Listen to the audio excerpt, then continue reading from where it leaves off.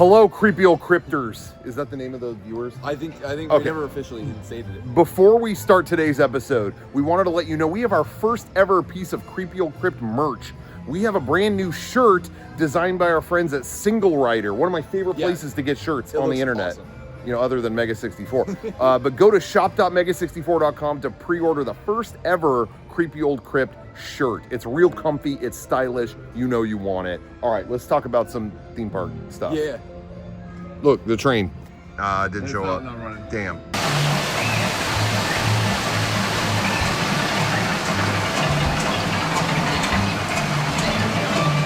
Welcome, everybody.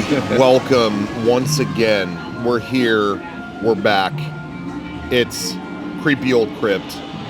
And if you're sensing something, if you're feeling something tingling through you, is it, two hosts with unmatched sex appeal? No. Is it, you're finally seeing my blonde hair I've been concealing for over a long time. A month or more. Yeah. And you're so attracted, you don't know how to go about it. No. None of those things. What you're feeling is the spirit of adventure. Oh, yeah. Because this episode, we're in the heart of it. It's called... Oh, I thought that was a person. No, it was that parrot. I thought it was like last time where a Disney executive interrupted our... not interrupted, but no. came to talk to us during filming. Yeah. Anyway, we're in Adventureland here in Disneyland. There's a place fairly new, full of snacks and... it's not necessarily a restaurant. No, it's kind of just some a food spot for Dole Whips and a food spot for hot food. It's kind of a snack hub. Yeah, and a seating area. Yes. And that's where we are, the seating area of the... I keep wanting to call it... Dude, you never know it. I never... What is it called? Tropical Hideaway. Yeah. He always are we going to Tahitian Terrace. Manor? But that's not here. That's over at Trader Sam's. So I keep calling it that. I don't know. It's called Tropical Hideaway. Yes. And the food's really good here. I like it. They have bao. I just had, what did I have? Shrimp and chive pot stickers. Mm-hmm. They have lumpia. I just really knocked good. this thing over. Oh my God. Oh, they do have lumpia. You're right. That's good. They have all kinds of good stuff. But anyway, we ate dinner before we drove up here, but I've been such a black hole today that before we filmed, it's like, I need to get the pork bao right now. And Kevin was like, yeah, just had dinner, so I'll wait. I'm good for now. But it's like, no, I need my second dinner, or I'm going to be cranky during this episode. What about second dinner? Yeah. So, but I had it. I had my cold brew, and now I'm ready. I'm in the spirit of adventure. Yeah. And Adventureland is the place for that. So we realized, we thought we did, or at least I did. Thought we did an episode on Adventureland already because we did most of the other lands. Yeah. As far as I know. But we were looking at the list and I didn't see any. We did a couple places around here. Yes, we did the Tiki Room. We did Indiana Jones. Yeah, which are both in Adventureland. Yeah, but we did not do actual Adventureland. So we're going to do that now. And there's still kind of plenty. Adventureland is not the most expansive land, at least here in Disneyland. Yeah. But is a key pillar nonetheless for what it brings to the table. In terms of some of the most iconic attractions, things that are just authentically Disneyland, like the Jungle Cruise, and stuff like that. Yeah, Tiki Room and Indiana Jones is my favorite ride here. So yeah, that is your number one. That's my number one. So we could just say real quick. So that's one of the 4 original lands that was at Disneyland, and most, I think, just about all the castle parks throughout the world. If it has a castle, it has an Adventureland. Yep. I don't think there's any that don't have it. There's some that don't have Tomorrowland. Like Paris doesn't have Tomorrowland. No, but they have an Adventureland. Yeah, they have Adventureland. Yeah, right? Yeah, they do. I remember because I went to the Swiss Family Robinson Treehouse. And it was frozen because I went in January, so their water wheel had ice solid all over it. I thought you were going to say it was actually frozen like with Elsa and stuff. No, it was frozen solid with ice because it was January and Paris gets extremely cold. So when I was there with Derek a million years ago, it was snowing. Yeah. They were playing Christmas music. and it actually started. They were playing "I'm Dreaming of a White Christmas," and it became a white Christmas. That was that was a blessed moment. I think this isn't a Disneyland Paris episode, but I think we both had the same realization when walking into Disneyland Paris during the holiday time. Is that they play that dun dun dun dun dun, and it is the same from the Jingle Worms or whatever. At Mega 64, we do an event every year where we play this Christmas jingle, and it's the same recording. Yep, it's so I thought like, that's it. That's the same recording. I thought, and it kind of triggered PTSD in me. And you walk into a Disney park and start hearing dun dun dun dun dun. Like, oh no! What? Is somebody doing a prank on me? Anyway, but they have a cool Adventureland. Yes, extremely area. So we can talk about that. We'll talk about it all. So anyway, let's start here. First of all, I kind of brought this up before, I think, on the show. It's always funny when you get older and you look back at all the things you loved as a kid and things that connected with you, like, oh, I loved that. And then you, like, little by little, I don't know if this has ever happened to you, but it definitely has to me, where you start to realize that a lot of your favorite things were made by the same people. Yes, yeah. Because, I mean, the first time I saw Willy Wonka, I was like, this is my favorite movie ever. Yeah. I don't know if I thought that the first time, but just later on it built, And then going to Disneyland, realizing like, oh, this kind of these themed spaces are so like, just I want to explore it. It took me away. Just really was affected by the theming and all that stuff. And you realize one dude designed all that, Harper Goff. Harper Goff designed Adventureland here. He designed like the Jungle Cruise boats, and stuff like that. And then he designed the damn boat in Willy Wonka, where you're going down the river and all that. And all the the scary part of the movie. So anyway, there's just that happens to me a lot. Yeah. There's finding out, dude. I only found out within the last few months that how much as a kid I loved the Rudolph the Red-Nosed Reindeer stop motion. Yeah. And then finding out it was completely animated in Japan by certain, did you know that? No, I didn't know that. I didn't know that. And then you're like, Gynax or something? Well, it was just done by all these Japanese artists, and I'm like, oh yeah, they've made other stuff that I've loved. Yeah. Oh my God, these are all connected. That's so cool. Anyway. Yeah. Nuts. But anyway, stuff like that happens to me. But anyway, so Adventureland was always super cool to me. But it did get redesigned over the years. Because, and I didn't realize, I definitely went to the parks more starting in the early 2000s. Yeah, me too. I only went a couple times as a kid, like I went 2 or 3 times. I went a couple times in the 80s. Yeah. I can think of like once in the 90s. I don't know if I went more than once. I went in 95, and then I don't think I went again until, I think 95 was the last time I went to Disneyland until like early 2000s. I think so too. Like 2002 or 3. I think it's the same for me. Yeah. I think it's the same for me. But anyway, and so that version of Adventureland that it's been since then is what's in my mind. Yeah. But it really was heavily redesigned when Indiana Jones came in. Yeah. They probably budgeted for that. They probably went, okay, we have all this budget for this ride. Let's spruce up the area around it. Yeah. And like add some new stuff to that too. Yeah, and they started to double down on the theme of like 1930s. Yeah.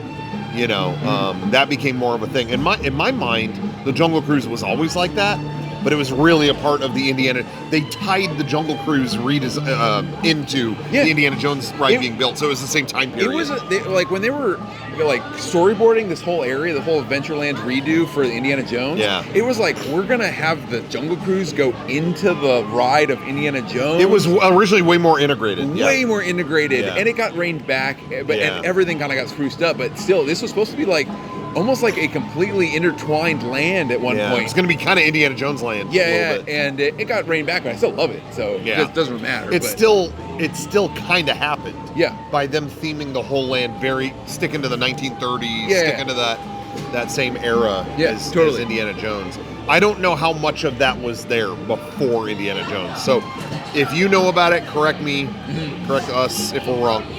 But anyway, What was I going to say? Yeah, so I always liked the vibe of Adventureland. I did too. Adventureland was always, this is going to be a very weird comment, but Adventureland was always my favorite land to be in early in the morning. Like, it was always the vibe, you know. I know no one's saying rope drops the park and does Jungle Cruise at rope drop. I'm going to tell you, you should do that.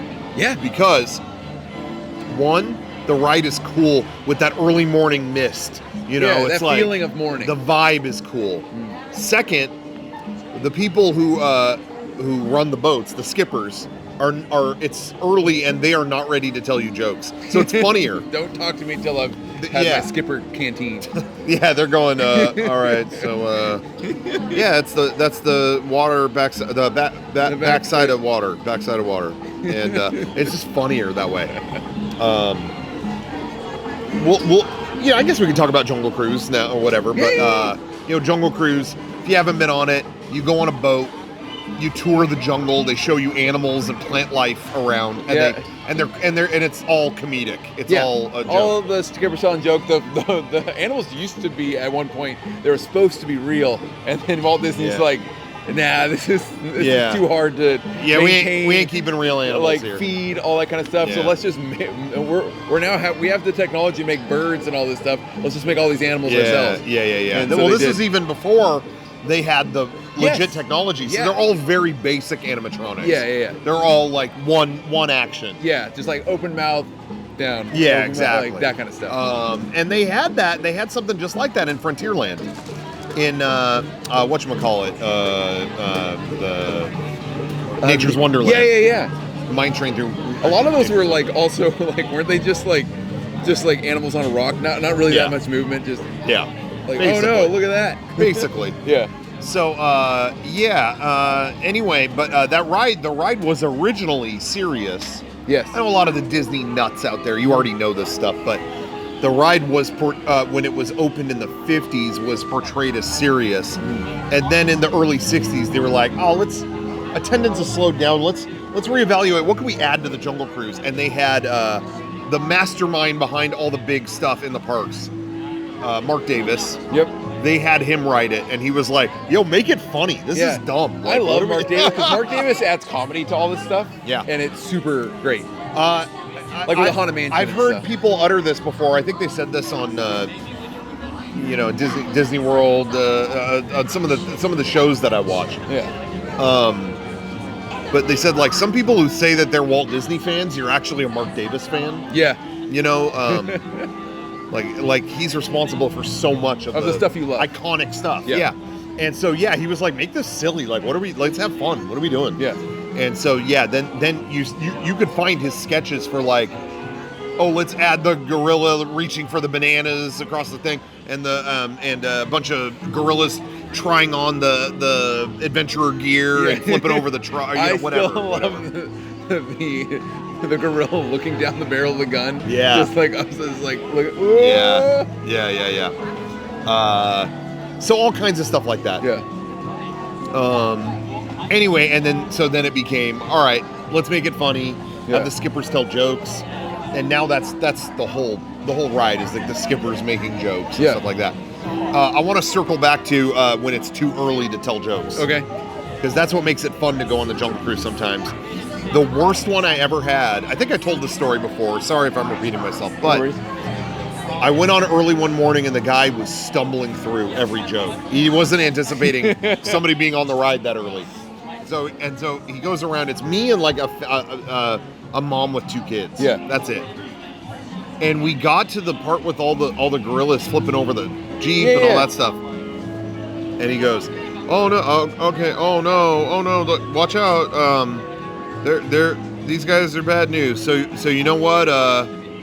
You better hide your kids, hide your wife, and if you know that meme." What year was it? This was I don't know, in the last 10 years. Yeah. If you know the rest of that, you know what's coming next. Yep. So I'm sitting there. He goes, "Hide your kids, hide your wife," and I go, I'm looking like. Continue? Yeah, next lyric, I dare you, like, really? Really? And then he went, because they're bad news. They're bad news. And I mean, it was just like, man, this anyway. Poor guy had nothing. He was scraping the bottom of the barrel. But anyway, oh shit. Sorry. Got a Jedi just showed up. Dude in the cloak. Which do they enforce not wearing the cloaks anymore? I don't know, because when I've heard from a lot of people Ryan, that just, they were like, you can't have that on. You cannot have that on. Please take that off. I thought they were going to shoot us. And now they don't care. I don't think anyone cares. I don't think anybody cares. That guy had the robe, and then right in front of us ignited the saber. Yeah. Damn, that ass. Anyway, yeah. So, anyway, yeah, Jungle Cruise. Do you like the Jungle Cruise? I love the Jungle Cruise because it's just a nice. I do too. It's really nice. I like water rides. I like going on boats and stuff that for a ride. And yeah, it's just really nice, especially at night. Yeah. And that was what I was going to say. Yeah. At night it's really cool because everything's just lit like by like weird like candle, like not candle like it's torches and stuff. Torchlight. And yeah, it's really, really cool. Yeah. I like going around that. It's really relaxing. I love it's the same jokes almost every time. Yeah. Bad jokes, I do not care. Yeah. I like the bad jokes a lot. I do too. And but other than that, yeah. Did you want to comment on what type of skipper is fun? You don't have to. No. You don't have to. No. I'm just joking. We've heard some pretty toxic opinions over the years. Yes. Over, there's people in online communities that think like the female skippers aren't as funny or something like that. We used to go on, or at least I used to go on forums, and you have people who are way too far down the Disney rabbit hole. Yeah. So you'd see stuff like that. You'd see dudes that were visiting the Disney princesses every day. And so I used to, I don't really do it anymore, but I used to go on to those communities and see and anymore. Just be like, oh my God, you guys have to read this. Yeah. Anyway. But also, there's this myth, pretty much just among Ryan, that you can go and have a skipper not tell the jokes and they tell their own stuff. I don't think that's ever happened. You tell them to? No. They just Ryan, whenever we go on this, Ryan will go he'll get off and go, those jokes sucked. And I'll go, yeah, they always suck. And he goes, no, they can. There was that one time it was cool, and I don't think it was. No. I think it was the same joke. There might be funnier skippers than others, I guess, yeah. timing-wise or something, but it's mostly the same jokes. Pretty much. Now, while we're on this, Yeah. Can you think of the funniest thing you've seen Skipper do? Like, is there a particular joke where it was like, okay, that was funny? That actually there's stands always out. the one, like, there's the, like, African elephant and the mother-in-law, the next, like, yeah. That's the next scary. There's an African elephant. I like it when they do African elephant and they're like, yo, this is so rare. This is one of a kind. You'll never see one of these again. And then there's a second one and they go, oh, this is an African elephant. You'll never see this again. Like, they just repeat the same thing. I think that's kind of funny. I do, like, I'm trying to think of my favorite joke on Jungle Cruise. I really like the one where the, like, leopard can jump 12 feet, but it's okay because we're 6 feet away and it'll jump right over us. It'll jump right over us. Yeah. I remember being really caught off guard. This woman that ran it once, we went by in the temple. We went by the Indiana Jones ride. She goes, "Oh, there's the Temple of the Forbidden Eye, where Indiana Jones is looking for the world's greatest treasure. I don't know why he keeps looking. I'm right here." And then she just held on it. It was so funny at the time, but I think they wrote that in. I don't know if she started it or if she was just the first to do it. But now I hear that all the time. Yeah. And I'm like, oh, it was really funny when I wasn't expecting that. Yeah. And the girl that did it was held on it a long time. She was just like, and wouldn't let go of it. That was kind of funny. But I'm thinking the funniest thing where it was actually like, oh, that's really funny they did that. It wasn't intentionally funny. But when we did our game days event one year, we went on and we were in the mode, and I recognize, it's been years, I recognize maybe this is rude. Yeah. But we were trying to be nice. and laugh really hard at their all the jokes. Yeah. Like every time they tell a joke, let's just laugh our hardest. Yeah. But I can see it comes off like, all right, okay, chill. F you, Yeah. But so they did a joke where it was like, and watch out. By the way, they've changed the ride since, but there used to be dudes that would look like they were about to throw spears at you. Yes. That's not there anymore. But no. They came out and they were like, oh, watch out, we're about to get hit. And then the guy went, oh, yeah. And then he went, that. those are spears. And we all went, ah, ha, ha. We were cackling. Yeah. Ah, ha, ha. And then when it's over, he was like, thanks. Really love that I have this boat. Thanks. It's a really great crowd. Really love that I'm here right now. Yeah. He just kept going there. Yeah. Really fantastic audience in this boat. Really loving that we're doing this right now. Yeah, great. And that made me laugh so hard. He was just like, you guys suck. Again, I'm recognizing, maybe that was a rude thing. At the time, we thought we were paying a compliment. Yeah. But I'm just thinking back, and I was like, that was probably pretty rude. We just kept laughing, Yeah. Anyway. I can see that now in hindsight. Yeah. It's also, we should say that it would be wrong for us to not bring up our friend Steve from the UK. Yes. Who maybe created the most, in my life, most iconic. It's like an Jungle Cruise unforgettable, moment. Yeah. It's just somebody we've been on 1,000 times. Yes. And so somebody who's not even from a different country has never been on that ride as well. Knows nothing about it. Knows absolutely nothing about it. So we went on it, and the person in the boat was, the skipper. I keep forgetting the name. Yeah. The skipper was making jokes the whole time. Oh, this elephant looks like my mother-in-law. Yeah. Whatever. Terrible jokes. Yeah. And then, Steve just goes, is it supposed to be fucking stupid? Why is he taking the piss out of it? What's going on? Is it supposed to be stupid? This guy's making jokes the whole time. Sorry, Steve. No, to make that impression of you. The funniest part is that I hope he doesn't mind me saying, Steve is actually coming to the U.S. He'll be here any minute now, any day now, and I think we're gonna go back with him. So we're gonna round 2 of this. Maybe I'll get it on video to archive it. Like, all right, can you ask if it's supposed to be stupid?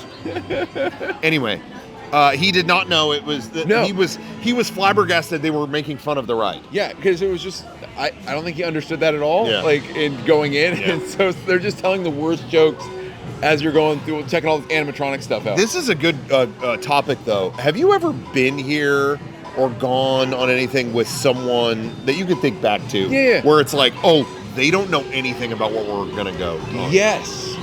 I'm just trying to think of an experience out of that. Like Rachel's never been. On anything at one point. Yeah. And I that's took her true. And I had, so I took her on everything. Yeah. I went here once with someone from another country, and they did not know. They were like, what's Pirates of the Caribbean? Yeah. And I was like, oh. I don't think, Rachel was never that Let's level. go. Yeah. So that was extremely cool. Yeah. Can't think of anything else that stands out in my mind. Yeah, Someone here didn't know what that, like, oh, what's that all about? Yep. Oh, okay, yeah. Here we go. Yeah. And then maybe more recently, I have been a couple times on Rise of the Resistance with someone that's like, I don't know what this is. Yeah. To be honest, I've never had this before or since with him, but Derek. Yeah. Derek, because Derek, just like us, used to have an annual pass. In the earlier 2000s, had a cheap annual pass, and we would go all the time. He fell out of it and wasn't paying attention. So when we came here for your bachelor party, Rise of the Resistance had just opened. It was like, it wasn't even open to the public yet. You had to be there at opening to get a virtual queue. It had this was like January to open like a month prior. Yeah. And we all went, and it was like almost everybody's first time going on that. But like different. Some of us had varying degrees of how much we knew about it. Yeah. Derek knew nothing. And so, he was like, so wait, what is this? What are we going into? And I'm like, that was a lot of fun. Yeah, that was so much fun. Anyway, anyway, going back to Adventureland. Adventureland, or just did we ever talk about the additions? I love the additions they put on this. On Jungle Cruise? Yeah. All the new, the sinking boat and all that kind of stuff. Yeah. And the it's like the monkeys on the turntable, and one's like taking your picture and stuff. I love the animatronic of the picture taking one because it's just doing this. And it's flashing you and stuff. I liked all the additions they put on. Yeah, they changed the ride a few years ago. Yeah. And we should say like it was outdated. It was outdated. There were like tribesmen in the ride. Yeah. And they're like, oh, there's cannibals and stuff. And it was, for some people maybe a little uncomfortable. Yeah. So they changed those parts and added a sinking ship and added whatever. At the end of the ride, you used to be greeted by, we're going to meet, look, it's Trader Sam. They made a character. That's what the bar was named after. Yeah. Trader Sam. He's got shrunken heads to trade with us. Har, har, har.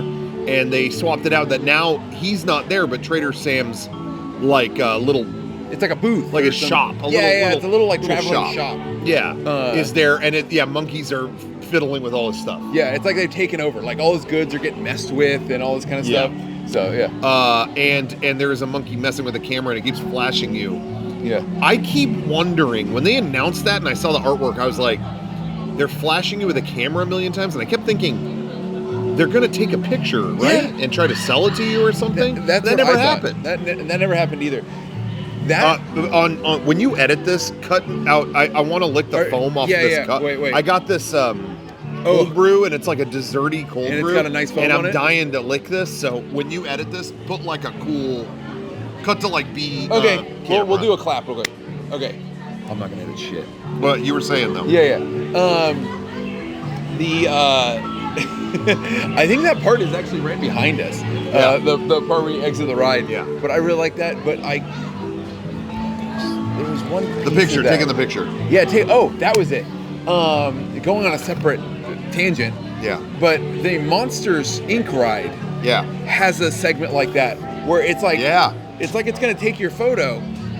But there's no photo. Yeah. But I think that's a remnant left over from the limousine ride. I think so too. That it did take your photo at one point. I think it did, and more people saying like they all look bored in it. They're all like that. But I think the camera gear there, and now it's just like a news vehicle for the like monster news, going like reporting like, oh no, there's a kid loose and all that kind of stuff.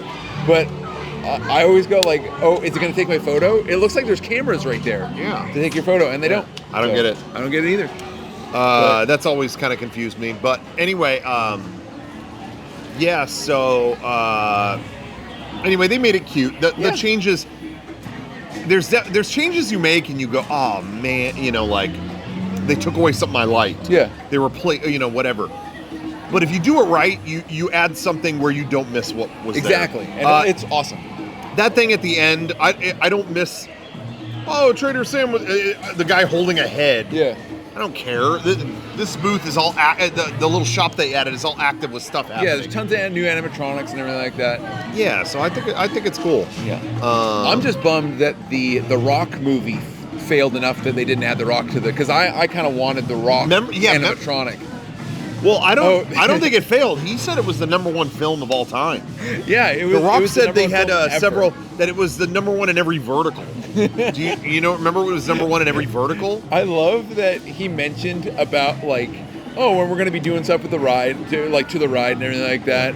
And then you and I were like, I want this movie to fail so bad that they don't touch the ride with stuff from the movie. I do not. Yeah, everyone asked me, "Is like, you gonna go see the Jungle Cruise in theaters?" I was like, "No, I want it to flop." Yeah, because if it's a hit, they'll mess with the ride. Yeah, they'll add like weird animatronics that you don't want. But I gotta hand it to Imagineering. I feel like lately they've been nailing it when it comes to using the budget from a movie to fund changes to a ride. Mm-hmm. And, because all these divisions within Disney operate separately. Yeah. Movies, Disney, movie division, is not in the same building as Imagineering for the parks. And so Imagineering, they can run out of money. They can we don't have the budget we for don't this. have the budget for this ride. Even though they're a hit movie comes out, makes $1 billion, it doesn't affect the budget of a ride. But if they play it right, they can wait and, the movie's a hit. Like in the case of Pirates of the Caribbean. Yep.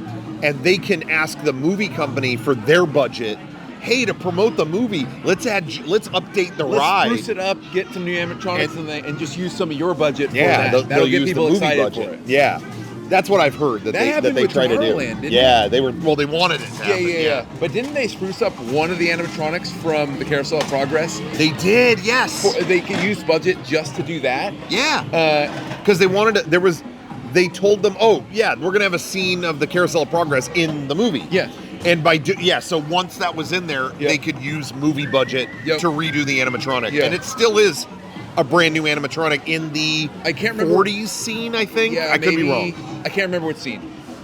But one of them got totally renovated, and it didn't come out of Imagineering's budget. Yeah. And the irony is that is a deleted scene in the movie. It's not in the movie at all. It's in the deleted scenes, actually, if you want to watch it. Yeah. But anyway, so that happens all the time. And they did use it. Because when the movie came out, that's when all those changes happened. Yeah. The natives got replaced with the sinking boat. They changed some of the people. We should say, too, like, one of the gags in the Jungle Cruise is Rhino at the bottom of a totem pole, and all these dudes are climbing the totem pole to get away from him. Yeah. And originally it was like one white dude and kind of some stereotypes behind him. And now it's like a whole and the gag's still there. It's still great. Diverse group of people. Yeah. And that was all these changes were paid for by the Jungle Cruise marketing. Because it was like, we're celebrating the Jungle Cruise. We spruce it up. But The Rock there were rumors that he kept saying, oh, I met with Bob Iger about what we're adding to the theme park ride. Once the movie is a hit, I'm going to, they'll probably add me to it. He kept popping off. I don't want The Rock in the ride. And all the comments, I feel like that was the first time I saw, now The Rock is like washed. Yeah. Now everyone's like, pfft. But at the time everyone loved him. And I feel like that was the first time everyone was going, no, stop. We don't want you to touch the ride. And then he kind of responded like, okay, we're not, we're going to respect the original whatever. And then they did. That like going on, I know we're kind of on a tangent, but I remember that when the Haunted Mansion movie was coming out, they were talks that if that was going to be, that there was rumors and maybe even some stuff that they were going to change Leota to Jennifer Tilly. Oh, you're talking about when the original movie came out. When the original movie came out, the Eddie Murphy movie. Yeah. And that movie bombed, and they didn't touch the ride. Thank God. Yeah. I didn't want Jennifer Tilly. I love Jennifer Tilly, but I don't want Leota to be changed. It's perfect. I have a theory on that. Yeah. I've talked about this. I don't think I've talked about it publicly. Yeah. But with other people, I have a theory on this. I don't know if it's gonna be a hot take, or we're gonna get. I don't think I'm being sexist here or anything like that. I'm just gonna tell it like it is. This is I'm not gonna sugarcoat it. Okay. All right. I've heard that rumor. Mm-hmm. It came from her. Oh. She said they told me it was gonna be. I was gonna be in the ride. I was all set to be. They were gonna make it her. Yeah. And then all these other Imagineers have said, no, we were never doing that. We were never going to do that. But she said she was told that. Yeah. If you're a dude working with Jennifer Tilly, you are saying whatever you can to dazzle her. I'm sorry, but one of these dorks, I'm sure, was like, we can put you in the ride. Miss Tilly. Well, I saw her 2 weeks ago. Mm-hmm. Well, first of all, I'm going to brag again. She came to our Comic-Con booth and bought a shirt, my idea for a design. Meg designed it, but that doesn't matter. That doesn't matter. It was originally my idea. That's the shirt she bought. Yeah. And then I saw her 2 weeks ago. I went to a screening in LA of Bound, the Wachowski's first movie, Bound. Yeah. And she was there. She's still beautiful. Mm-hmm. I was caught in the tractor beam, and I thought about this again. I was like, there's no way, if you're there working with her, this dude was trying to impress her. Yeah. I think that's what it was. Okay. Oh, maybe we could even put you in the ride. We'll put your face in the ride. Oh, that would be amazing. Yeah. Oh, yeah. Wouldn't that be cool? I'm telling you, that's where the rumor started. Yeah. I think some dork was trying to lay on the charm. Some dork from Imagineering. Yeah. It's hard when you're in her presence to not, Miss Tilly, wouldn't that be great if so, sorry. but I'm telling it like it is. That's what I think happened. That's what I think happened. I don't think it was ever in the cards. I think some dude was just, but it could be the same with The Rock, too, where it's just like, oh, The Rock is on top of the world right now. Like, oh, yeah, we can put you in the ride, all that kind of stuff, but it's never going to happen. But he's not as attractive as Jennifer Tilly. You're right, yeah. And I know, people are attracted to different stuff. Yeah. But I don't care who you are. That's objectively correct. He's not as attractive as Jennifer Tilly. Yeah. That's just, I don't know what you're into, but you're into her more than whatever else you're into. Whether you believe me, I'm right. I'm right. That's just the way of the world. No, but anyway, I bet you that's probably where it started. I think so too. All jokes aside, but anyway, Jungle Cruise is great. Yeah, Jungle Cruise. Yeah, the changes they made were great. Yeah.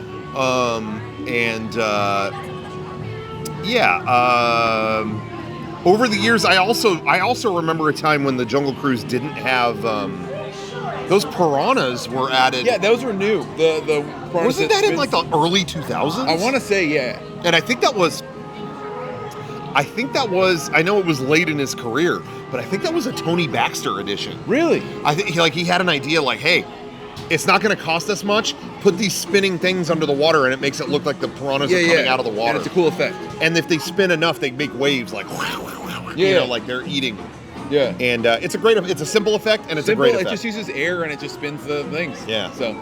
So I'm a big fan of Jungle Cruise. Yeah. Always have thought. I know a lot of people are, I'll skip it, whatever. I don't know. To me, it's authentically Disneyland. That you just can't. I know that attraction is never anyone's destination in terms of like, I can't wait to go on the Jungle Cruise. That's not the reason you travel here. Yeah. But you gotta do it at some point. You have to. It's classic. It's so classic. Now I'm gonna give another hot take, or not a hot take, but a weird take. Yeah. I'm gonna say something crazy. You gonna get weird? I'm gonna get weird. Yeah. I don't know what it is. I'm gonna get personal. I don't know what it is. Jungle Cruise is the only ride in any theme park I've ever been in. When I go on it at night, what is this? I don't know. I get strong ASMR. Really? What is that? I don't know. People, if you're not familiar with it, it's just at night. Same ride, just at night. Why? I have no idea. What is that? What is the effect that's giving me this? If you don't know, is that tingles in if you don't know about ASMR, it's when something relaxes, puts you in a state of relaxation to where you start to feel tingles, like on your head or on the back of your neck or something. Yeah, whatever. You're relaxed. You get tingly. Yeah. The only thing that ever does that for me is like I'm watching something really relaxing. Some people, it's like, they watch something that, brush strokes on a thing or crumbling paper. I don't get anything out of that. Yeah. But when I'm watching like Bob Ross, really? when I'm watching the Bob Ross show, it's just very mellow, very relaxing. Yeah. Or like a medical video where they're talking about how your eyes work. Okay. Very relaxing. And you get that on that ride. That kind of feeling puts me to sleep. So sometimes at night when I can't go to sleep, I'll watch like, eye exam video. It's boring. And I tingle and then I just kind of fall asleep. Relaxes me. Why do I get that from the Jungle Cruise? I have no idea. At night, during the day, it doesn't happen. I don't get that at anything. It's like moving vehicle, and now I'm gonna get more personal. In moving vehicles, I'm asleep. Yeah. And I think for some reason, it puts me in that state when the Jungle Cruise at night because it's like a car. Mm-hmm. It's not very fast. It's just going down the river. Moving vehicle, and I think because it's dark, it's more relaxing. Okay. It's not light coming through the trees. I think because it's dark and they only have a spotlight on certain things that it makes me feel contained and it just relaxes. I'm just really I'm relaxed. What is that? I don't know. No other ride. Yeah, I've ever. never felt that. What is it? I don't know. So sometimes when it's like late at night here, I did it the other night. I was here at Adventureland really late. I was visiting friends. And then they left, and I was like, I'll go on Jungle Cruise. And it happened. I'm like, I shouldn't have done this. Now I'm in a relaxed state. Now what? Oh, no. I got to drive home in a minute. Now I'm like, did you ever see Office Space? Yeah. When he comes out of the, he gets hypnotized. It's just like, or he's like, he doesn't care anymore. Yeah, he's just, everything doesn't matter. That's me, the Jungle Cruise. I go on that at night. I come out of it, it's just like, I'm not worried. Whatever. Tariffs, I don't care. I don't know. I don't know what it is. I don't know what that is either. They're telling jokes, and I'm just like, yeah, backside of water. Yeah, I don't care. Anyway, very weird.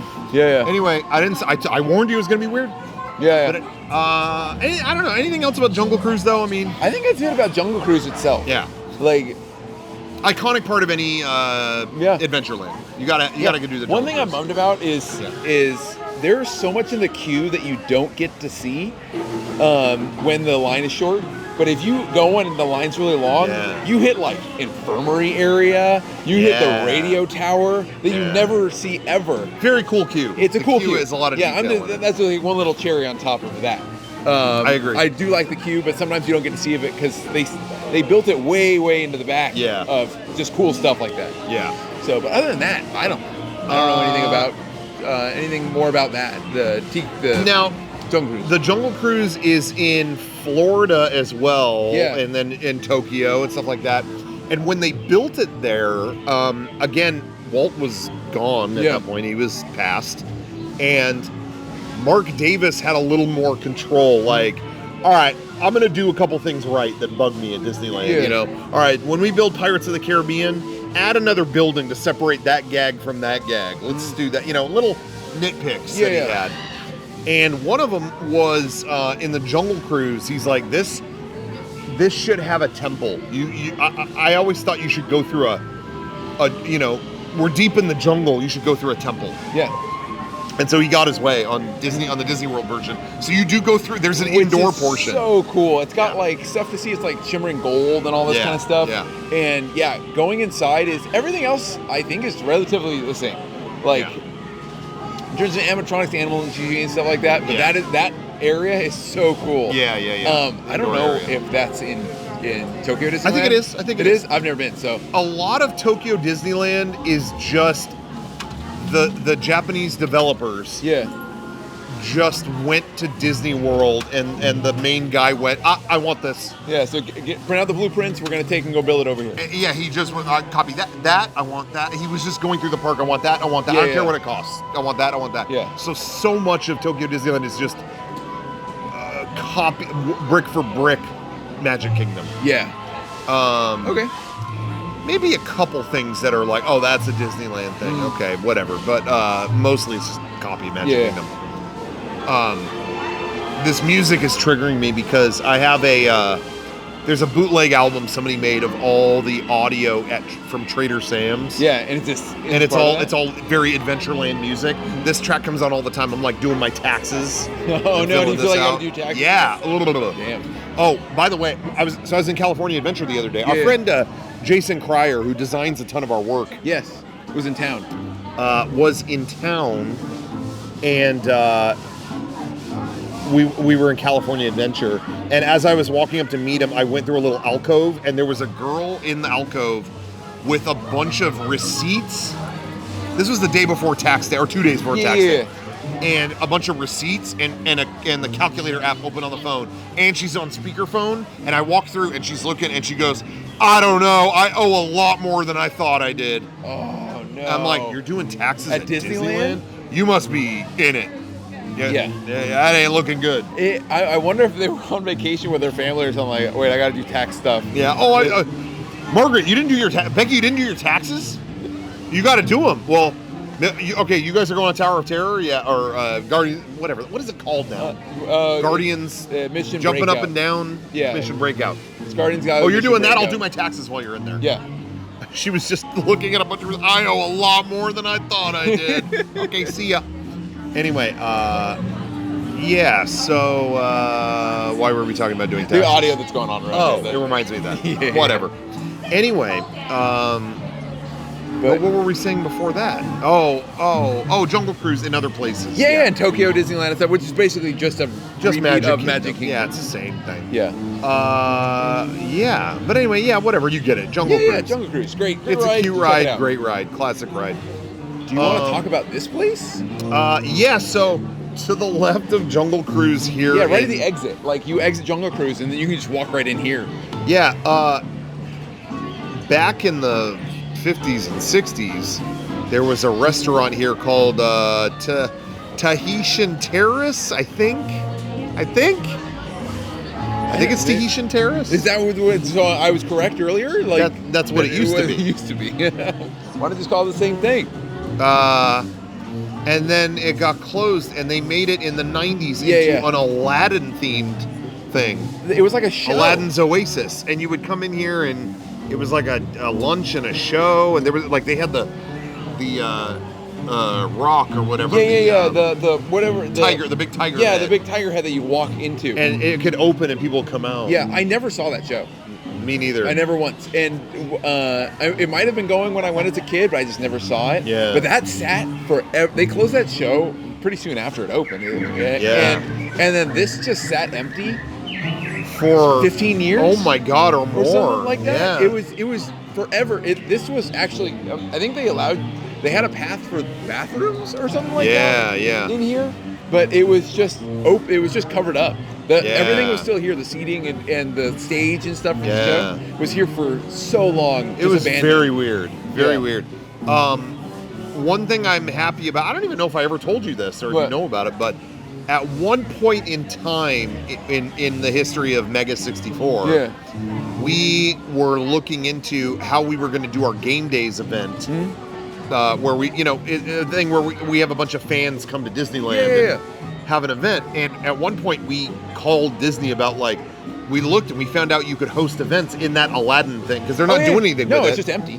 Just sitting there. And so we looked into it and it was like, oh, no way in hell can we afford this. Yeah. But they offered well, come down. You could do it. We'll give you a tour. It's like, well, if you're, we never get to go in here. It's a free tour. If it's a free tour, let's go. So me and Derek and Sean. We still had annual passes back then. Yeah. It's like 2009 or something. Yeah. And they let us in here when it was empty. And we got to look at the tiger head. It's like, oh, we could, and we were like, if we did the event here, can we come out of the head? They were like, oh, they said, we'll give you smoke.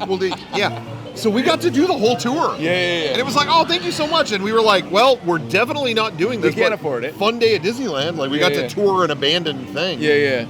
And then anyway, finally in, 2019? Yeah, maybe. I think was when this area opened. They finally, this was part of something they called, I don't know if you remember this, Project Stardust. Oh yeah, when Star Wars Land was going to open up, they're like, we need to spruce up other areas and create... To get it ready for the mass of people. Yeah, and make space for other people. And this was just empty space they weren't using. So it's like, we got to have places for people to be. Yeah. Just to increase capacity. Yep.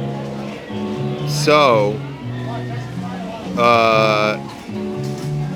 and they even took curbs away. They were flattening curbs. We gotta get rid of curbs because that's just gonna slow the crowds down for this new Galaxy's Edge that's opening up. Yeah. They got rid of planters that got in the way. Yep. Some were good and some I don't know. There were planters that were in Tomorrowland since 1962 and they're like, get rid of those. And I feel like it never, the crowds they were expecting never got to the point where they needed to do any of that stuff. No, but the best addition from Project Stardust, I think, was this. Oh yeah, because it opened this area that they were not doing anything with. Nope. And Adventureland had no seating. There's a place that people swear by, a food place in Adventureland called Bengal Barbecue. Yes. Where you can get meat skewers. Yeah. It's pretty good. It's pretty good. Just meat skewers and Cokes and stuff like that. And then you would get it, and it's like, is there anywhere to sit? Nope. All right. I don't. Okay. We just gotta. Okay. So when Project Stardust happened, they hollowed out part of a store nearby and put a bunch of tables in there, and then this area all got turned into an area to sit and eat, and there's more stuff to eat right here that you could buy. Yeah, good stuff too. Yeah, like we mentioned before, bao and lumpia and stuff like that. I'm not a big Dole Whip guy, so I don't really mess with the Dole Whip. I wasn't going to get into that because this is a point of friction. The Dole Whip. I'm not a big Dole Whip guy. The Dole Whip is classic Disneyland cuisine. I think to treat it as any less than that is frankly ignorant. Give me a good old Coca-Cola. Whatever happened to good old Coca-Cola? Whatever. You sound like whatever happened to Gone with the Wind. They say this Parasite movie is the best picture. Best picture Parasite. I'm not sure. What happened to Gone with the Wind? I just have never been a fan of like ice cream, like sherbet ice cream. Ice cream sorbet. that's not dairy. Yeah. I've never been a big fan of that. I'm not either. And so that's what it is. It's just pineapple and mango and strawberry flavored stuff. When I'm just chilling here, you know what it is? I want it. When I see the Tiki Room, it's like when I have the Dole Whip and watch the Tiki Room, it's like a 4D experience. Okay.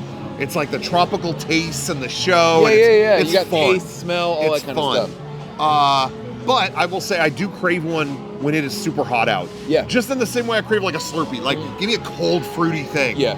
Other than that, I don't want. I will say that there are Dole Whips at the Adventureland in Florida. Yes. But there's also, I don't even know what that spot is called. Terrace. Another terrace. It's got that little bird, citrus bird. Yeah, Adventureland Veranda. At one point, it was called that. Yeah, but they have something orange bird that's called the citrus swirl. Yeah, I love it. And I want that here.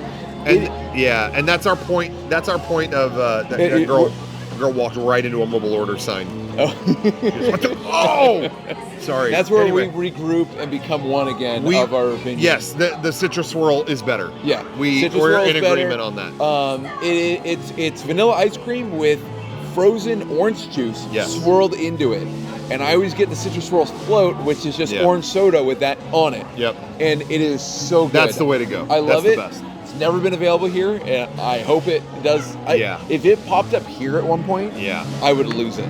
So you know what though, I will say, I agree. I'm in full agreement with you. Yeah. But I keep saying, normally I don't want a Dole Whip. It's only when I whatever. But the more we keep talking about it, I'm staring right at it, and I'm like, we're literally staring at the cashiers for the Dole Whip right in front of us. So I'm like, when I'm telling you the flavors of it, it's because I'm reading it off the menu right here. Yeah, part of me is like, I can go for one. I could do it. I could do it. Didn't they have a crazy one that had like Pocky sticks and stuff? At one point, but they're seasonal. Anymore. So not anymore. It's just standard. But citrus roll is way better. Not a big fan of Dole Whips, but they are very popular, so I'm stoked that they're here. That might be, in my opinion, the only food thing that is better in Florida than here.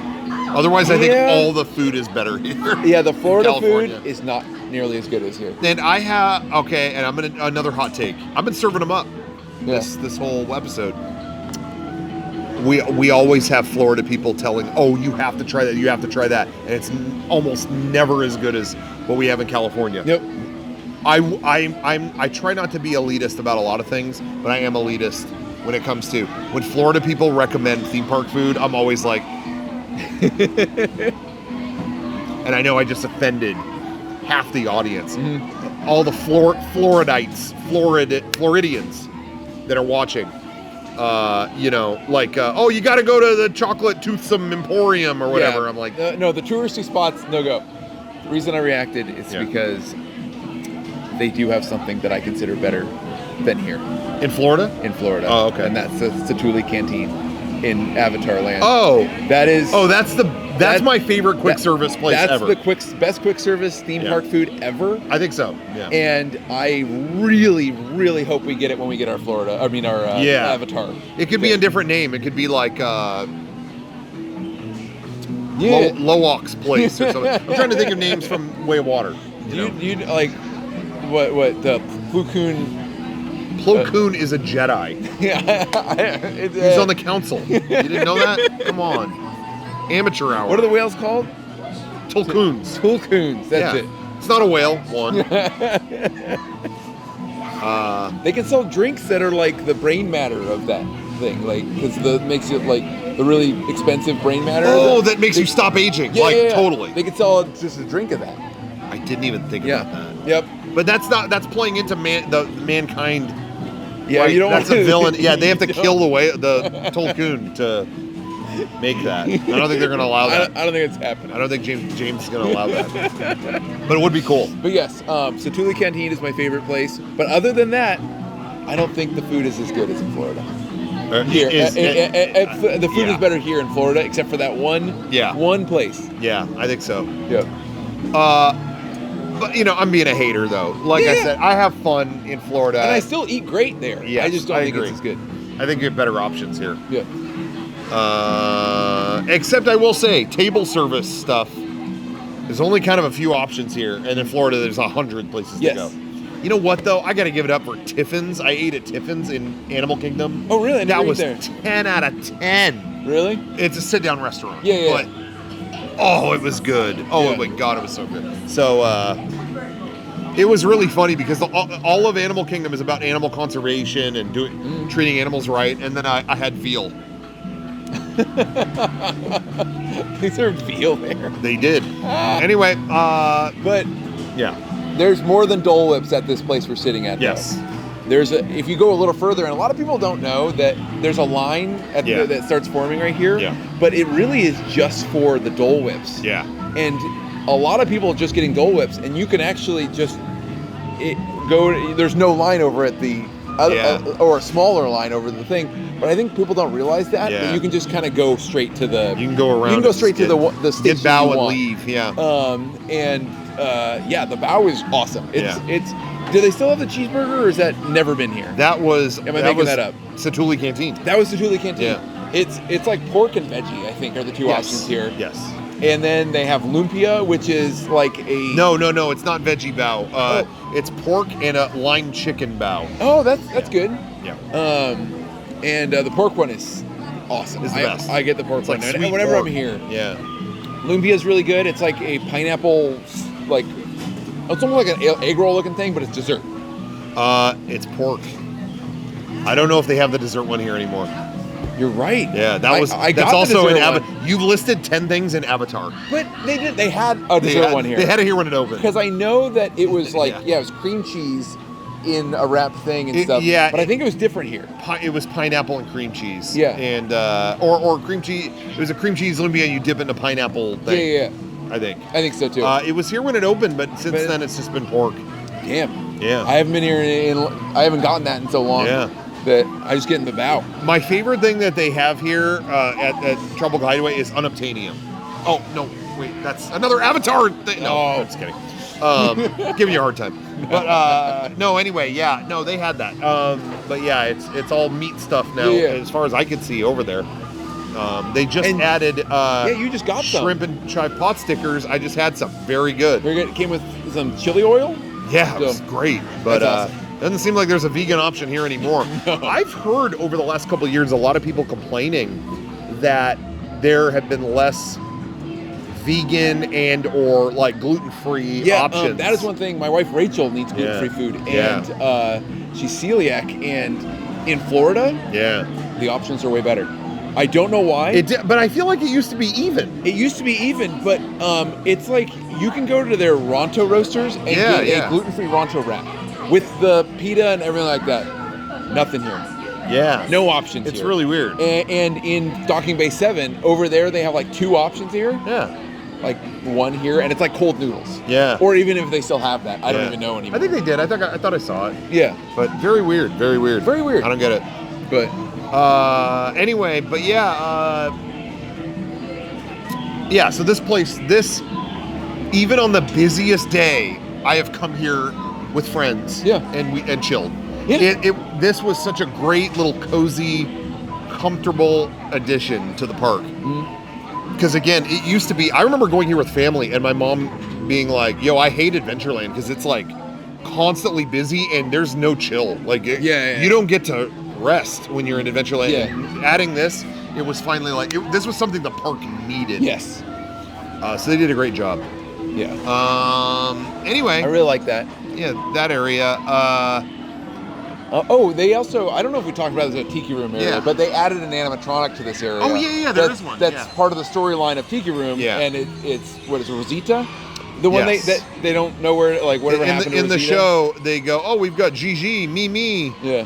Fifi. Yeah. I wonder what happened to Rosita. And they never answered it in the show. And now there she is. Yeah. Personally, I feel like they didn't. That's a joke that didn't need another punchline. No. The whole joke is that they all have a rhyming name, and then he goes, "Oh, what happened to Rosita?" Like, that's it. And but they're like, "Oh, in the name of Disney story, we've come. Now you know where Rosita is." And I guess it's cute, but I'm like, har har. Yeah, she's just chilling over there. Yeah, she's chilling over there, and she drops a bad joke every few minutes. It is bad jokes. That's all it is. But there's some cute detail around here. They added up there, like if you look at the top. The holes the birds go in and out. Yeah, like Jose goes in there. Like it almost looks like the homes of the Tiki Room birds. Yeah. So that's kind of cool. Yeah. They did a very nice job. They did a really good job. This says Dole Whip, I presume, and that's something that used to. A lot of people were like, "Oh, that's corny." Yeah. But I believe that was from. I think it said that on the sign in the Tiki Room, like when it opened. Early days? Yeah, when they first added it. I didn't know. I never looked up. I've never looked. Yeah. Never even noticed that. Yeah. I think that's like they brought that back after a long time or something like that. Anyway, we should talk about the Treehouse. Yeah. Because that's another thing in every Adventureland, as far as I know. And that's one thing. I've been to all 3 iterations. I went to the Swiss Family Robinson Treehouse when I was a little kid. Yeah. I went to the Tarzan Treehouse when I was older, and I went to the new Treehouse that is like it's like back to being the Swiss Family, but it's not really. It's part of this now Explorers Club, and it's inspired by Swiss Family Robinson again. Yeah, and I don't know if I've ever seen that with any Disney attraction where they go back to not having an IP in it. Yeah, they theme it. I mean, I guess it's technically an IP. Yeah, I guess. Swiss Family Robinson, but not, Yeah. But yeah, it was themed to Swiss Family Robinson. Classic Disney movie. Yeah, and that's still in Florida as Swiss Family Robinson. Yeah, it was put there in 71, and for some reason, they've never touched it. Never touched it. And it's in Paris, too, as Swiss Family Robinson. Yeah, it is. It's only ours that got changed. I don't know about Japan. I don't know if they got Tarzan. I don't remember. I don't remember either. If they have one in Tokyo or not. Yeah. I don't know. Anyway, in the 90s, it was changed to Tarzan's Treehouse. And so it goes. The famous story is, a lot of people were like, "Oh, what? They're making a Tarzan? Why are they doing that?" And then it came out later.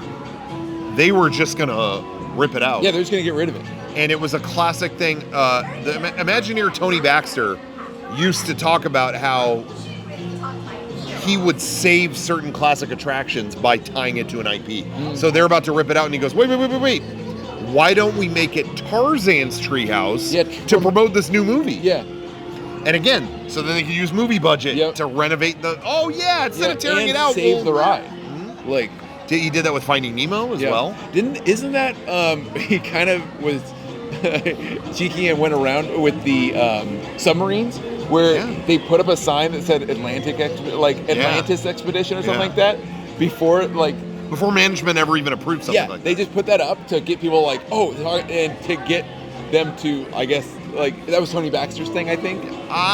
Or no. I don't know. I think he was the one that I think when they were talking about closing it, he said close the park, you'll save a ton of money. Oh yeah, no, they said close the submarine. Yeah, now that we've closed the submarines, because they sat closed for like 15 years. And the submarines are very expensive to run. They've always been. The most, I think. Yeah. Of anything here. And so, the management was like, we're going to say it's closed now. Let it sit, because we're going to save a ton of money. And then, his response was, well, close the gates to the park, then you'll save even more money. Yeah. Let's keep going. Yeah. Where does it end? But anyway, so he tied that into Finding Nemo so that survived. Yes. And he did that with the Tarzan Treehouse. Yep. So that could live. And great that he did that because it sat there another 20 years or whatever. Abandoned. It wasn't abandoned. I mean, it became Tarzan. Yeah. Oh, sorry. I was thinking about submarines. No, yeah. The Treehouse. Yeah. It was Tarzan for 20 years. It had little characters from Tarzan in it. Yeah, it wasn't a huge change to it. It's just they kind of redesigned the rooms, the stuff that's in the rooms that are originally Tarzan Treehouse, and then added this bridge over the top that went up this tree. And a second tree that you could walk over. Yeah, which they've removed since. Yeah, because that second tree was right in the middle of the path. Yeah. And it bottlenecked the land like crazy. Yeah. So they finally got rid of that and restored the tree to its original footprint and to its original theme. It's now Swiss Family Robinson themed again. Cool. But it's inspired by Swiss Family Robinson. Yeah. It's kind of like a new family came in. But I gotta hand it to them because a famous thing that was in the original is that they had a little pipe organ that was in the treehouse. Yeah. And it played something called Swiss polka. And this reopened, and not only is that back, it's in every room.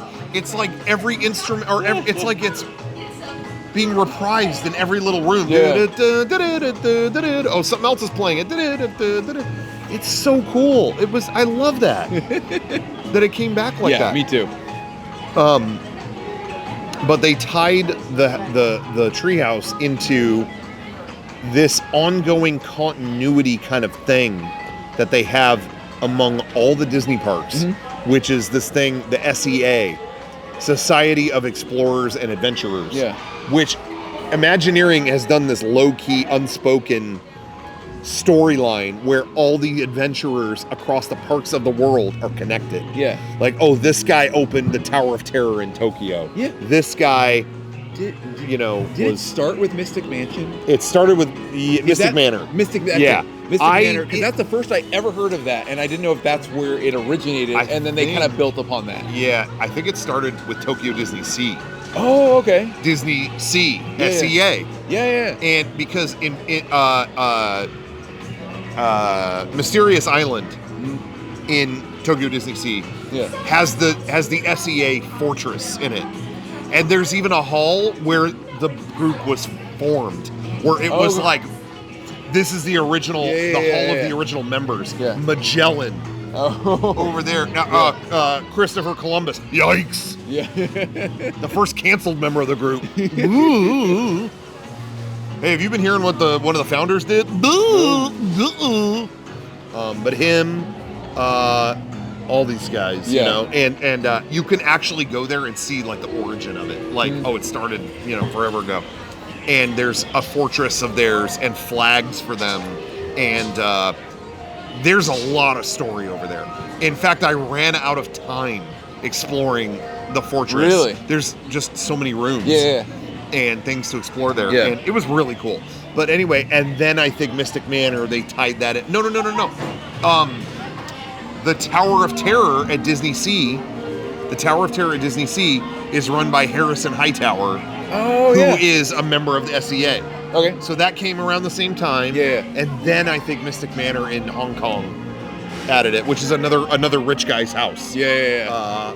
Explorer, he brought all these artifacts home, and they're cursed. Yep. So that came from that. But then you started to see it creep into this park when they redesigned all this Adventureland stuff. When they added more tables, like we said, for Project Stardust. Yeah.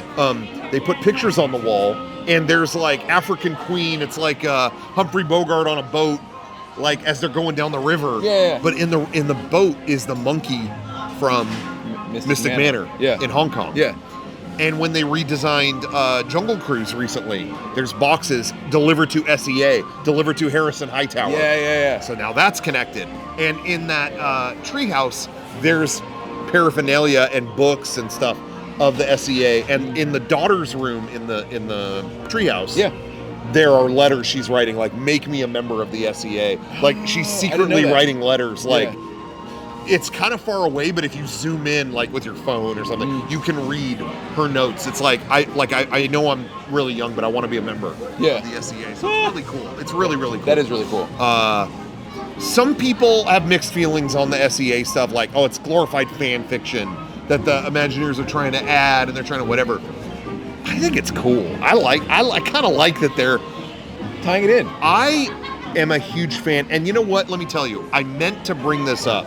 Okay. In our last episode was about our favorite ride detail, attraction detail, little details. And I didn't get to talk about this then. I love details. How do I say this?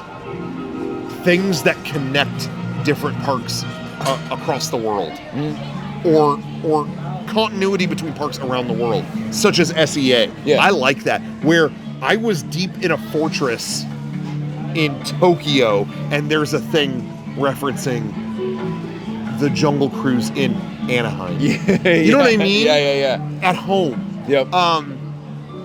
One that I really love, it's not SEA, but if you go to Hollywood Studios in Florida, they recently, only in the last 5 years, put up a billboard for Paradise Pier.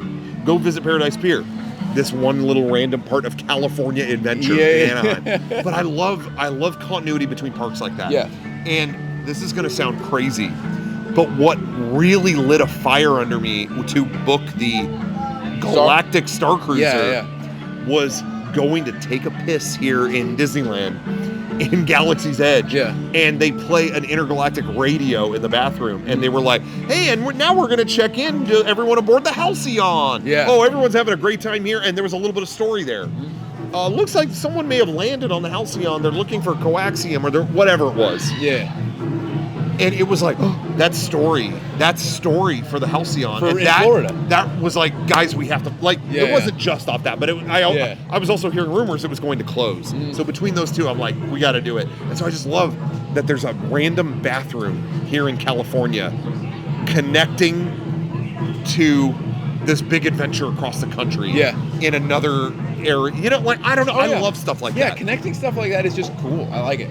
I also forgot on that details episode last whenever that was. Yeah. I also hate that I forgot a detail that I love so much, and this is a tangent, but when you're on Mr. Toad and you get to the part where you're driving on the pier and you're looking at the city, and you're going on the pier, and you look at the city, there is the effect of traffic in the distance, and it is it's a little string that they painted red and white, and it just keeps going to make it look like cars. Yep. I love that. Anyway, that's all. I didn't get to bring it up last time. I love that effect too. Yeah. Plus, even the bumps that you go over for the train tracks and that dock part are great. Little details. Anyway, sorry I didn't get to bring that up last time. No.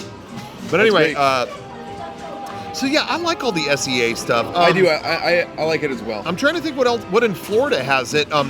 They have a restaurant, Skipper Canteen or something, and that there is a lot of SEA stuff in there. Really? I almost ate there. Me and Rachel almost ate there. Oh, really? Yeah.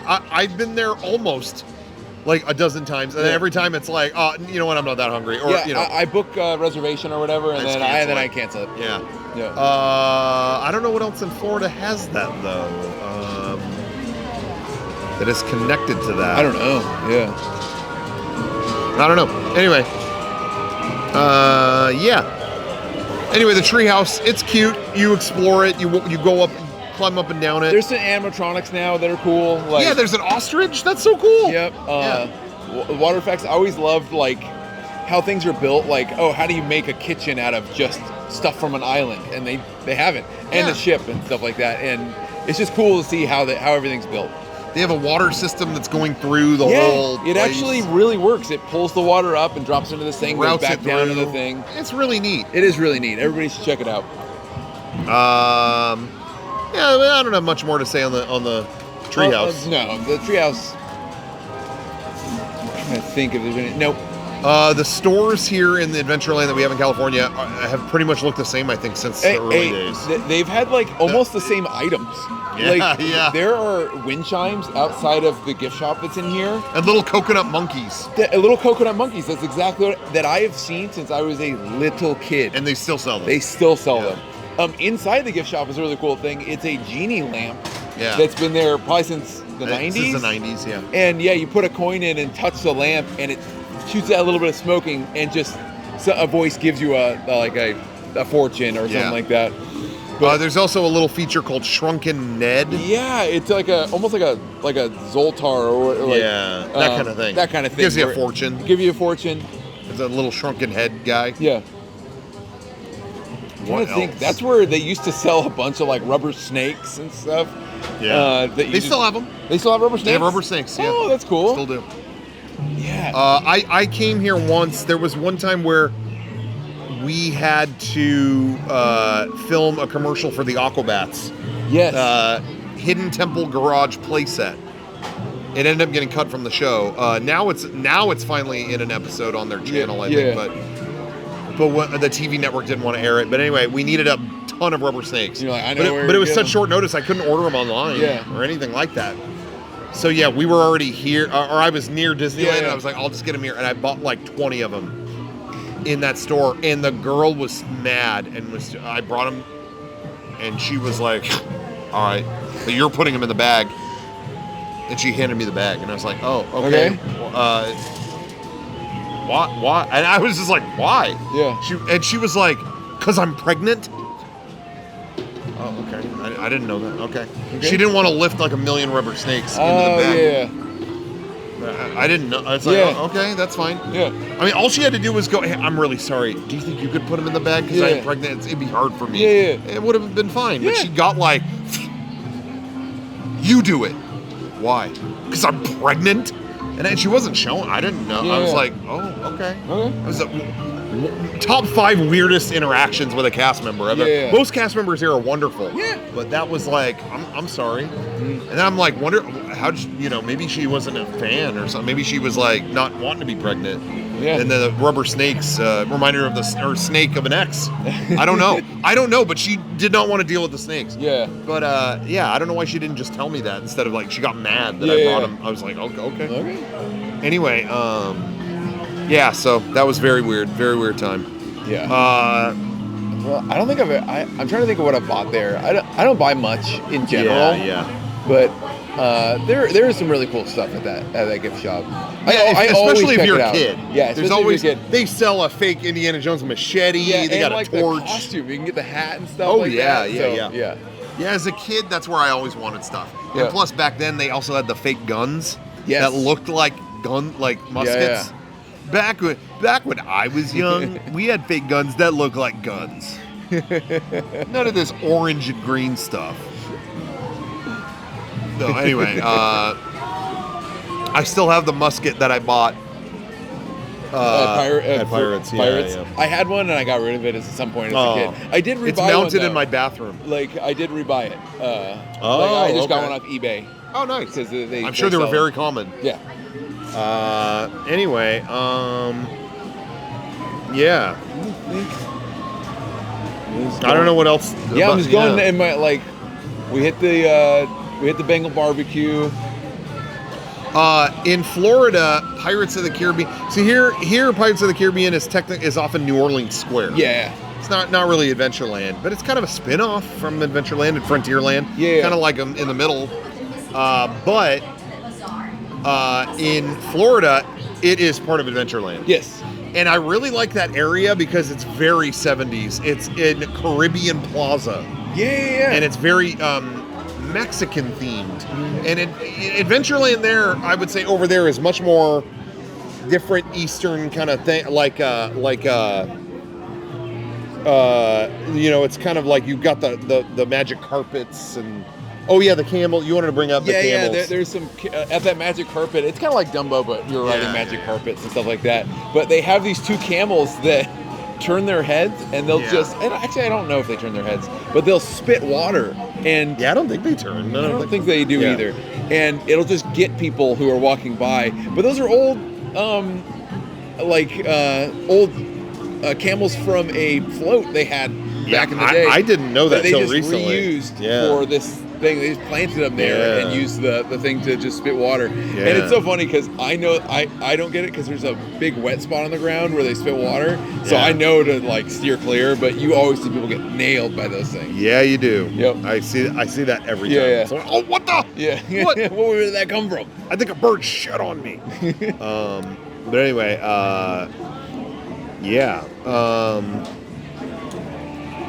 but yeah, I always liked that Caribbean Plaza area.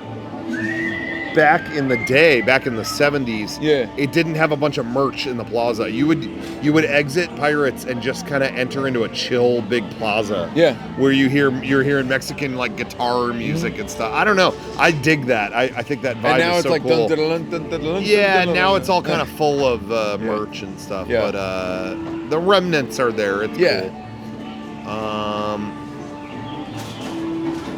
Anyway, I think aside from that, I can't think of anything else that's in Adventureland. I love being here in Adventureland or other parks in the morning, and I love being here late at night. Yeah. And I was gonna say back to Jungle Cruise, I challenge you at some point, ride it early in the morning. It's fun. But if you can't do that, try to time it and go on it during the fireworks. Yeah. It's like you're in a Vietnam movie. Like you're going down and things are firing overhead and you're in the light of the explosion and it's cool. Yeah. It's cool. There's like, I think the fireworks cool from any ride, but there's a couple that I'm like, okay, like I rode Matterhorn during the fireworks. That's awesome. They stop that storybook boats or whatever. Yeah. They actually stop the boats whenever fireworks starts. I think they have to. Oh, yeah. And so you just get to watch it from a cool angle. Yeah. Where you're sitting in a boat with everybody else, and they warn you. That like, happened to me once. Yeah, they warn you like, hey, the fireworks are about to start. The protocol is we just have to stop the boat for the duration of the fireworks. Yeah. And when we can just watch the fireworks from there, and then we continue on. That's cool. That's cool. It was awesome. Yeah, I love that happened to me. Yeah. Damn. Well, anyway, yeah, if you could time it, it's very cool. Yeah. Very cool. If you time it right. Anyway, aside from that... That's about it for Adventureland. Yeah. Yeah. Well, everybody, if you have any other things, if there's things we didn't talk about, let us know. We can always talk about it in a future episode. I want to give a shout out to we have something that has never happened before. Oh, yeah. But I do know this, if you know me, well, maybe you might not know this, but maybe one of my favorite places to order shirts from. You know, I follow a lot of groups on Instagram that sell cool like bootleg merch or like streetwear kind of stuff. Mm-hmm. Maybe my favorite of who I follow is a group called Single Rider. Yeah. And they make very cool theme park related, again, very streetwear centric kind of stuff. Can't really show you super well, but I'm wearing one of their shirts right now. Yeah, the got Big Al on it. The Country Bears. They make really stylish stuff. They have ones that are even more stylish than what I just showed you. They the Captain EO shirt I'm always wearing. Yep. They have what else I have from them? I got a Muppet Vision shirt from them. I got a bunch of stuff. I do love their stuff. A Sunny Eclipse shirt. Love their stuff. And I try to wear. I wear it in a lot of our videos and shows like this. They reached out and said they wanted to contribute to Creepy Old Crypt. Really? And I was okay, how so? Oh, you want to be on an episode? What do you want to talk about? Shirts? What do you want to do? And they said, no, my friend. This is actually not how the conversation went at all. They just gave us this amazing shirt design. We've never had a shirt. We've never had any Creepy Old Crypt merch. Never. And the geniuses at Single Rider gave us this amazing design on a shirt. It's going to be on a Comfort Colors, I think a Comfort Colors shirt. Okay. And I thought this design was amazing. They told me they were gonna work on one, and I got to admit I got a little nervous because I thought, what's it going to have? It's going to have me and Kevin just like our faces or something, which I would just be like, nah, I don't want to wear that. So I got a little nervous, but I wasn't going to restrict them. Just like, hey, do your thing, whatever you think looks best. And they came back with a shirt. It's like, oh, I want that. I don't care that it's about you or me. Yeah. I want to wear that. I remember no matter coming what. into work, you're like, hey, I got something to show you. And you show me the design. I'm like, that is a cool design. I want to wear that right now. Yeah, that is a really cool design. They did a great job. So we've never had that. So you can go to our store right now. It's going to be in the Mega 64 store, shop.mega64.com. For a limited time, maybe like a week, I don't know. Yeah. We'll have pre-orders open. It's got to be a pre-order because we don't know what the demand of a Creepy Old Crypt shirt is. Yeah. Maybe none. Yeah. Or maybe huge. We may be sitting on a gold. We might be the next Zuckerberg. We should talk about Zuckerberg in a second. Yeah. But anyway, we've never done anything like this, so they won't take that long to print or anything. Yeah. Shop.mega64.com, Creepy Old Crypt shirt, and again, it's on a high quality Comfort Colors tee. We're doing it justice. Nice big print on a very high quality tee. Do yourself a favor, pick one up. Shop.mega64.com, and check out Single Rider. They're on Instagram. They make great stuff. I just ordered. They did an Alien Encounter tee, based on the ride for the closed attraction from Disney World. Yeah, I got that coming to me. They've done all kinds of stuff. They're amazing. So go check them out. Single rider. So go and support them. Yes. Pick up a shirt from them. And pick up their shirt that they did for us. Shop.mega64.com. Thank you.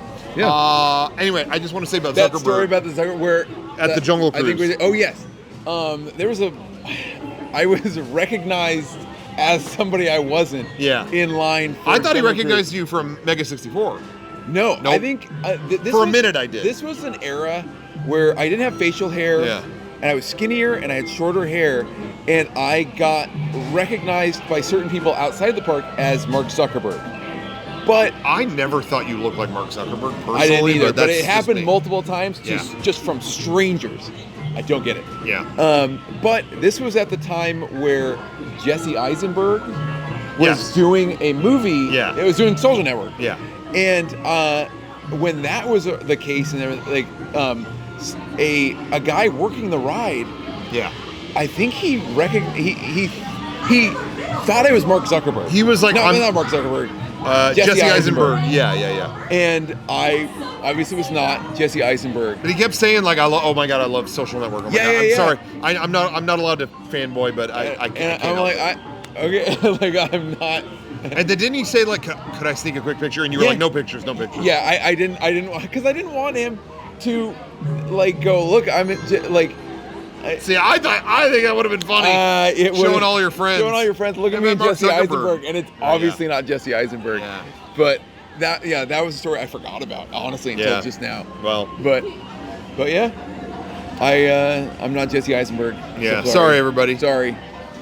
Jesse Eisenberg did an interview recently where he was like playing Lex Luthor in the fucking in Justice Superman. League. Oh yeah, in Justice League. That like he's like that really did actual damage to my career. Really? And yeah, I agree. I thought he was a great actor. Yeah. He was like embarrassing in that role. He was like, it was really? I never embarrassing saw it. to watch that. Yeah. He was so bad. Great at Social Network. I think Jesse Eisenberg is awesome. Yeah. But that role was like embarrassing. It was bad. It was bad. Yeah. So I agree with you, Jesse. Sorry. Anyway, that's Creepy Old Crypt. Before we go, any other news stuff that we want to talk about? We're seeing a lot of new stuff coming out of Epic Universe in Florida. Yeah, tons of stuff, because it opens up like in a month, like officially. It's like Memorial Day weekend. Yeah, I think so. And so it's like a little over a month away until it opens. I can't wait. I want to go to that so bad. I think I'm gonna try to go. Okay. Maybe not day one. Yeah. Definitely not day one. No. But around then. I'm gonna do that as a new goal on my Cameo. Okay. By the way, everybody, I have a personal Cameo. You can book me on the Cameo app to record a video for you or your friends. Shameless plug. But I'm setting it as my goal. I want to go to Epic Universe, film some videos. I don't want to go and like not give you anything in return. Yeah. But if you book a Cameo, you get a personalized video from me, and I'm going to put all that. I think that's my next goal. Okay. I want to go to Epic Universe. Cool. Last minute trip to Epic Universe. Yeah. So hit me up on Cameo, book one. You know, it could be a birthday video or a video for a roast video for a hater or something like that. And yeah. Last time I set, I'm gonna get a rant for a second. Yeah. Last time I set a Cameo goal. Yeah. I got haters. I have haters out there. Yeah. It's okay. They all came at me like, it was at the time, Mega 64, we were going through a big transition. And it was dodgy for a minute there. And we were candid to the audience about that. Yeah. And then I went to Japan in a trip that Cameo fully paid for, fully funded. Yeah. And my haters came out just like, all the serious stuff's going on. He's in Japan. I just want to point out what happened when I was in Japan. I went to a meeting at Tenga. Yeah. Guess what? They're sponsoring our show. Yeah. They're sponsoring our podcast. Okay. Where else did I go? SNK. Yep. Guess what? Mega 64. We just dropped the new Fatal Fury video last week. Official video. Yeah. For SNK. Interesting. It's almost like I went out there and did business. Yeah. And got a bunch of stuff out of it. I wonder if there's still more to come from this little Japan trip that I went to. So, message to my haters. Take a seat. Because, and if I go to Epic Universe, businesses, there's going to be epic stuff coming out of it. Yeah. I'm just telling you right now. I'm going to probably meet with Frankenstein. I'm going to be the guy hanging by the Dracula cosplayer going, hey, Dracula, can you do a video? So, so how can you hate on that? Yeah. Haters. Anyway, so book me on Cameo. I'm going to try to go to Epic Universe. Yeah, it looks really cool. There's still like just kind of, there's still stuff that hasn't come out, but it hasn't been shown. Because some rides weren't ready. Like the first preview, not all rides are open yet. Yeah. Now more rides are open, and so people are going again. Yeah. And but I'm keeping out of all of it. I don't watch any of that stuff. I watched a second of the Monsters Unchained or whatever ride. Because I want to know what kind of ride it is. Mm-hmm. But I watched a second of it and was like, no, this is too cool. I don't want to spoil this.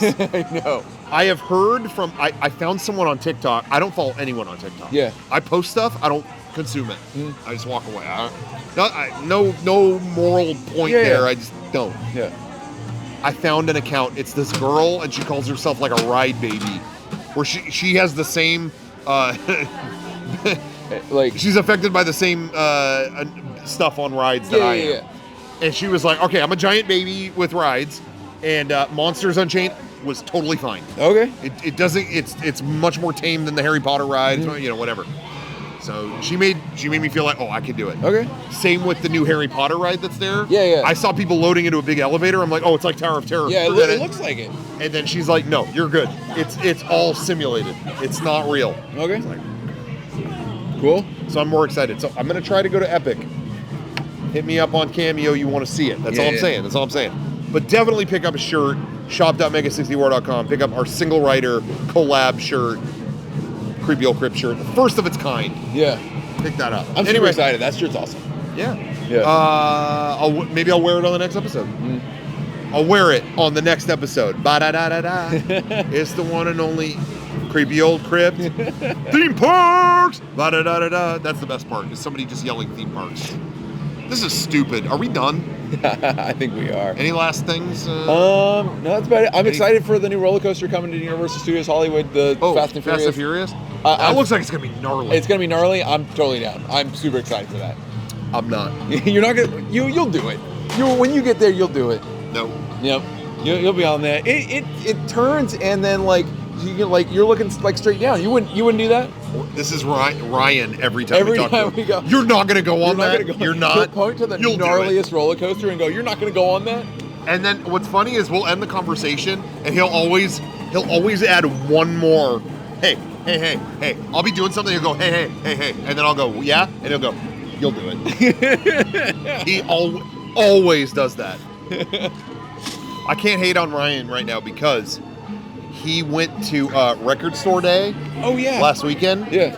And he was like, I guess he was there like overnight. Early. Because him and his fiance wanted very rare records that were coming out that day. And I think anyway, they put out a Rockafire Explosion. Oh yeah, of their music. Record Store Day. And he was on, and I appreciate it, Ryan. He was on the lookout for that for me. Yeah. And then in true Record Store Day fashion, we didn't get any. Oh, okay, cool. But I guess they're getting them soon. Okay. And he called him and they're holding him. Okay. So he's going through all this stuff just to get me that record. So Ryan, shout out. Yeah. Not a hater. Not a hater at all. But I'll go on that Ryan. I'll go on that roller coaster with you. The Fast and Furious. I'll go on that with you. But see, what do I like? Cute animatronics.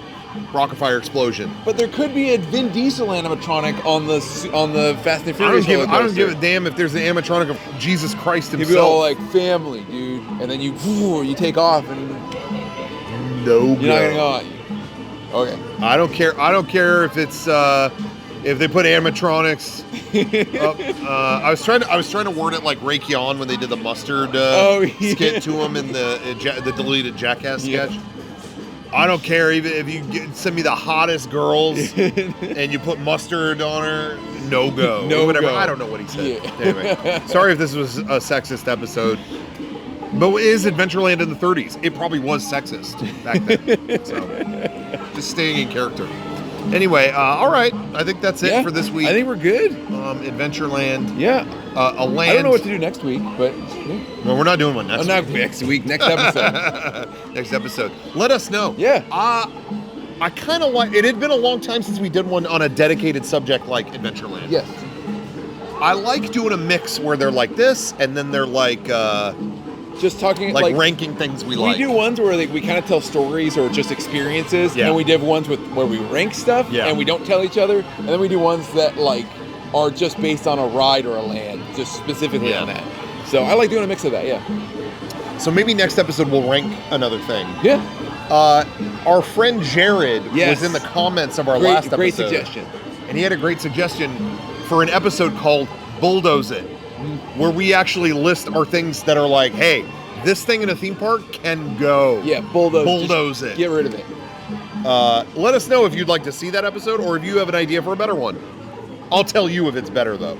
I'll be honest. Yeah. If I think it's worse, I'm going to tell you. Anyway, all right. Cool. Thanks for watching. Well, thank you. I'm going to end this with a funny joke from Rosita. Take care.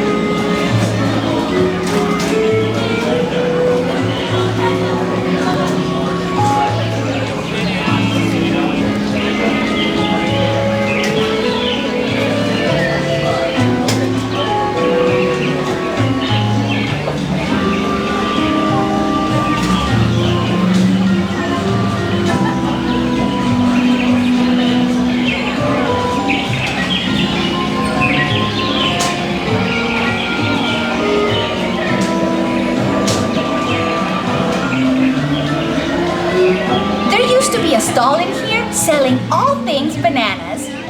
Had to close though. Too much monkey business.